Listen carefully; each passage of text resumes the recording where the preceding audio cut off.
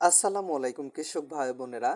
সিম গাছের চারা গজানোর 4 থেকে 5 দিনের মধ্যে সিম গাছের গোড়া পচে যায়। কেন সিম গাছের চারার গোড়া পচে যায় এবং এই ছোট্ট চারা পচা প্রতিরোধের উপায় কি জানতে অবশ্যই ভিডিওটি দেখুন। সিম গাছের গোড়া পচার প্রধান উপায় হলো চারাগুলো গজানোর 1 থেকে 2 দিনের মধ্যে সিম গাছের গোড়ায় আঙ্গুল দিয়ে এভাবে চাপ দিয়ে মাটি এঁটে দিতে হবে।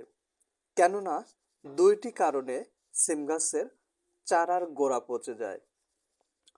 প্রথমত, অতিরিক্ত মাটি শুকনো হলে এই ছোট্ট সিম চারার শিকড় পানি শোষণ করতে পারে না,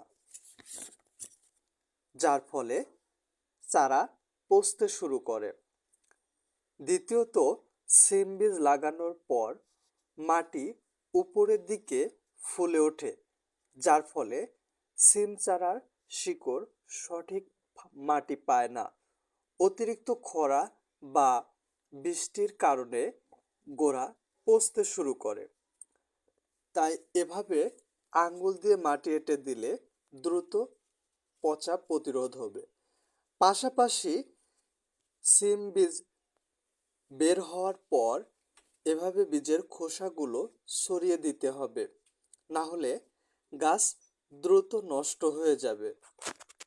যদি এভাবে সরিয়ে দেওয়া যায় তাহলে গাছগুলো দ্রুত আগা ছাড়তে শুরু করবে, গাছগুলো পচা প্রতিরোধ হবে।